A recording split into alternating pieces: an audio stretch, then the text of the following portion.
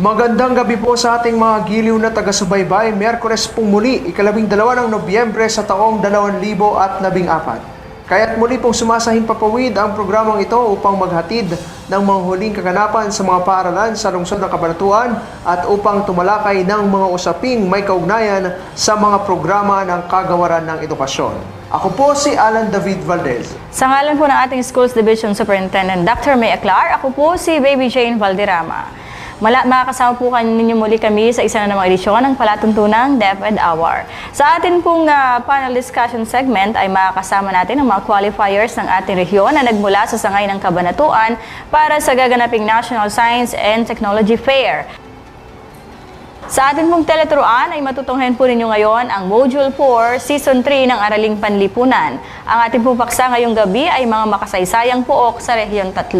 Ang teacher presenter ay si Ma'am Evelyn M. Pilayo. At para makasama na po natin ang ating mga panauhin, tunghayan na po natin ang ulo ng mga balita.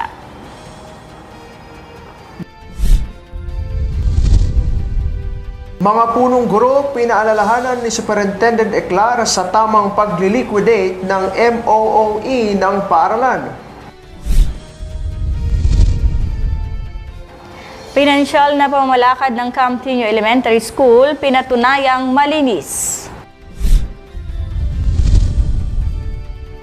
Eye Care Center sa San Jose National High School inulunsad sa pagdiriwang ng Buwan ng Pagbasa. Councilor Del Rosario panauhing padangal sa pagbubukas ng Eye Care Center.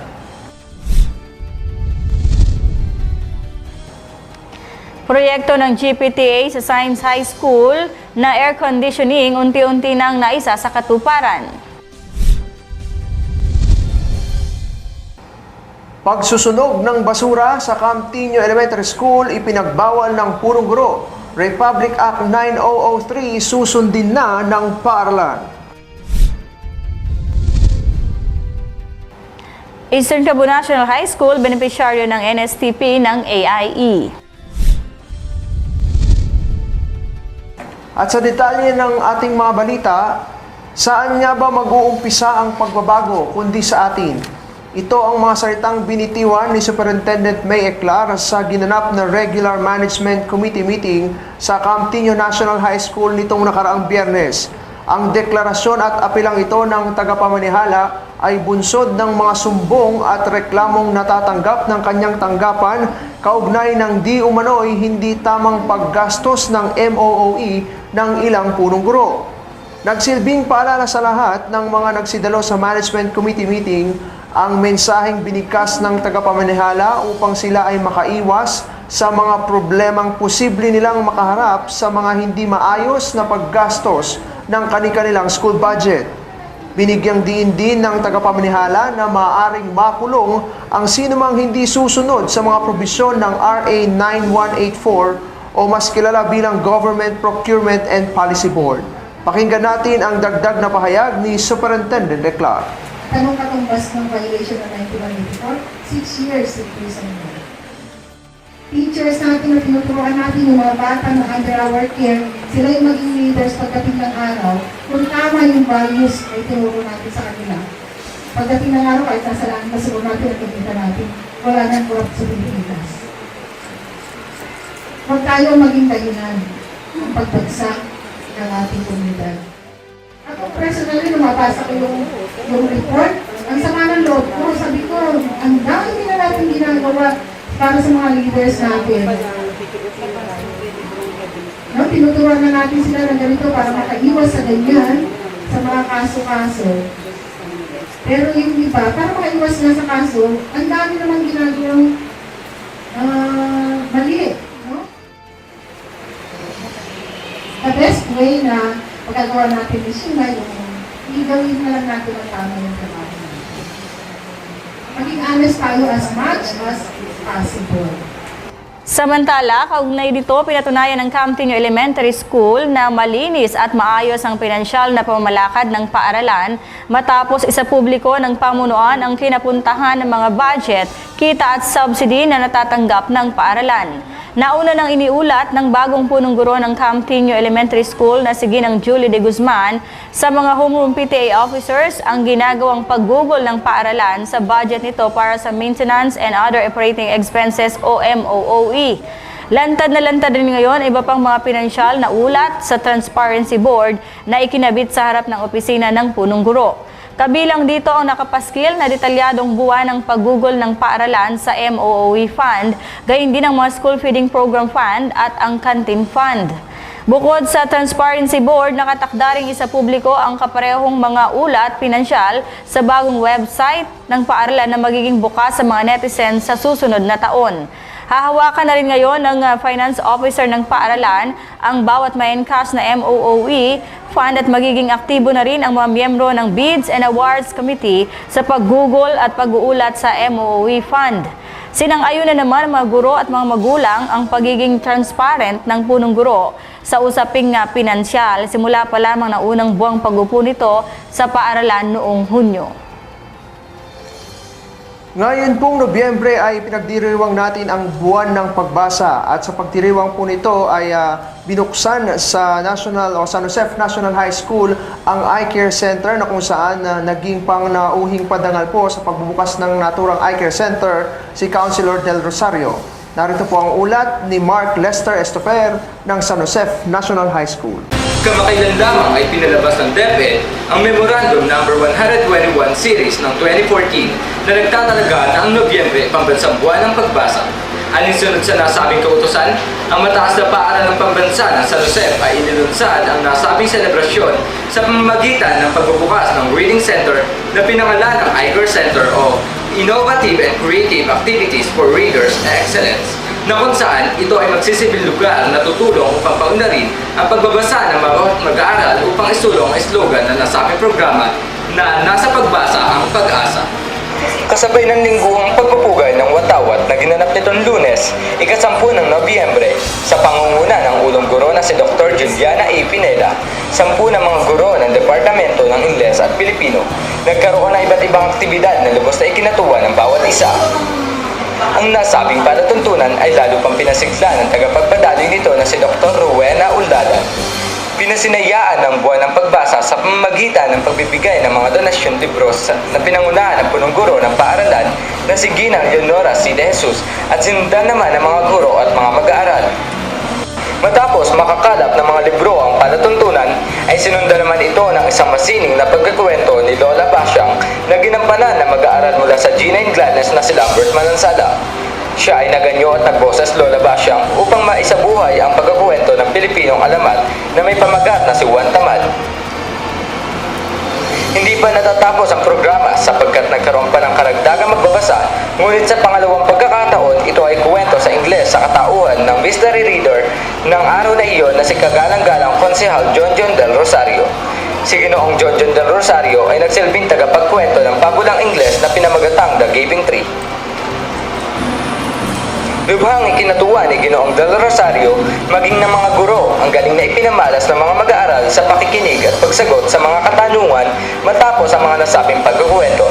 Dahil rito, ang mga mag-aaral na nagbabahagi ng kanilang mga sagot ay nagtamo ng premyo. Matapos ito, pinangunahan na ng panauhing pandangal na si Konsehal Del Rosario at ni Ginang Leonora C. De Jesus kasama na rin ng mga ulong guro na sina Dr. Juliana A. Pineda at Binibining Marisa Soriano ang pagpapasinayan ng Eye Care Center. Kasalukuyan po ako narito sa loob ng pagbukas panahon na Eye Care Center ng SJNHS. Ito ay natayo upang matugunan ang pangailangang pagpusahin ang pagbabasa ng mga mag-aaral tungo sa maayos na edukasyon. Ang nasabing mga palatuntunan ay para sa pagpapaunlad ng pagbasa ay pagpapatuloy tuwing Lunes sa buong buwan ng Nobyembre. Bawat Lunes ay magkakaroon ng iba't ibang tagapagkwento na magmumula sa mga mag-aaral, magulang at maging mula sa lokal na pamahalaan ng lungsod ng Cabanatuan. Sa nasabing paglunsad ng programa, muling napatunayan na sa Rizal National High School na ang pagkakaroon ng katagumpayan ng MIT na kasalalay sa pagkakaisa ng miyembro ng lipunan. At ito po ay mga kaganapan sa mataas ang paaralan ng pambansa ng San Jose. Ako po si Ryan Lester Estapar, ang inyong tagapagkulat. Samantala, nagkaisa ang General Parents Teachers Association ng SciHi sa pagsasakatuparan ng kanilang adhikain sa paaralan, ang rewiring at pagkakaroon ng sariling transformer ng paaralan.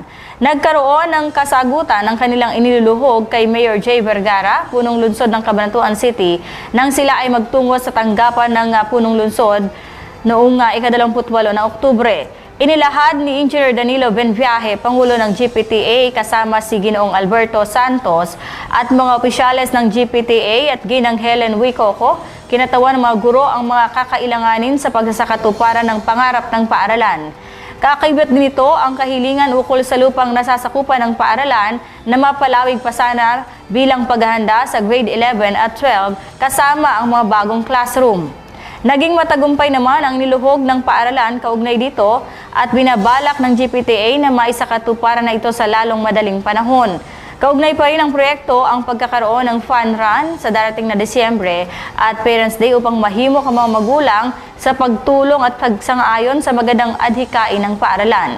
Kasabay ng pagtungo sa tanggapan ng Mayor, ang pagpapakita nito ng ulat pag-unlad ng lungsod ng Cabanatuan na ibinahagi ng City Planning and Development Office at City Engineering Office. Sa balitang pangkalikasan naman, tuluyan na pong pinagbawal ng punong guro ng Camtinio Elementary School ang pagsusunog ng basura sa naturang paaralan. Narito po ang aking report. Tuluyan nang ipinagbawal ng pamunuan ng Camtinio Elementary School ang pagsusunog ng basura na naging gawain na sa paaralan sa mahabang panahon. Ipinag-utos ng bagong punong guro ng Camtinio Elementary School na si Ginang Julie de Guzman na itigil na ang pagsusunog ng basura dahil bukod aniya sa labag ito sa batas ay nakasasama pa ito sa kalikasan at kalusugan ng mga mag-aaral at mamamayang nakatira malapit sa paaralan. Sa huling pagpupulong ng mga guro sa Camtinio Elementary School, partikular na itinagubili ni Ginang de Guzman ang pagtalima sa Republic Act 9003 o ang Philippine Ecological Solid Waste Management Act of 2000 na nagsasaad ng tamang pamamahala sa mga basura. Bunsod nito ay istriktong ipatutupad ang paghihiwa-hiwalay ng mga basurang plastik, papel at dahon. Isasakong magkahiwalay ang basurang plastik at papel na kokolektahin ng barangay worker araw-araw. Mananatili naman sa garbage facility ng paaralan ang mga dahon upang maging matabang lupa. Hinikayat din ni Ginang de Guzman ang mga mag-aaral na tumulong sa pamamagitan ng pagdadala ng sakong pagsisidlan ng mga plastik at papel. Mahigpit ding tinagubilinan ang mga guro, partikular ang mga grade leaders, sa pagpapanatili ng kalinisan ng paaralan sa pamamagitan ng pag-iikot sa paligid ng paaralan upang makita kung may mga dapat pang linisin. Ang napapansin ko sa inyo mga kasama, hindi kayo umiikot. Pagdating nyo, pasok sa room. Paglabas nyo, labas na. Hindi talaga malilinis yun pag di nyo tinignan. Kaya po may grade leader, distributed leadership po sa paaralan. Kaya tayo may grade leader. Yung leader na yan, yung sinasabi ko, tagapagpaalala sa members nila. Malugod namang tinanggap ng mga guro ang hamon at tagubili ni Ginang de Guzman dahil ito naman daw ay para sa kapakanan ng lahat. Sumasang-ayon ako sa programa ng aming punong guro na patuloy niyang pinagbabawal ang pagsusunog at sinasagawa ang patuloy niyang iniuutos ang pagsisegregate ng mga basura. Dahil naman ito ay nakakatulong sa ating kalikasan, ganoon din sa ating paaralan. Samantala, balitang pangkapaligiran pa rin, napili ang Eastern Cebu National High School o ECNHS bilang isa sa mga paaralan kung saan sinasagawa ng AIE o Asian Institute of E-Commerce ang kanilang National Service Training Program o NSTP. Ayon kay AIE Instructor Graham Cruz, ang naturang programa isa sa mga pamaraan ng kanilang institusyon na makapagbalik ng serbisyo sa kanilang mga stakeholders bukod pa sa pagiging bahagi nito sa mga requirements para sa pag-aaral ng kanilang mga estudyante. Napag-alaman na marami sa mga nagtapos ng sekundarya mula sa ECNHS ay kasalukuyang naka-enroll sa AIE na may mga kursong Business Information Management, Information Technology, Computer Engineering at Hotel, Hotel and Restaurant Management. Magugunitang sa mga nakarang episode ng DepEd Hour kung saan naging bisita ang President at School Directress Vera Abrera Borromeo, ang AIA kaagapay din sa pagsakatuparan ng Senior High School Program ng DepEd sa hinaharap. Inyo pong natunghayan ang ating pong mga balita ngayong gabi. Magbabalik po ang ating programa para po sa ating Tele Turuan.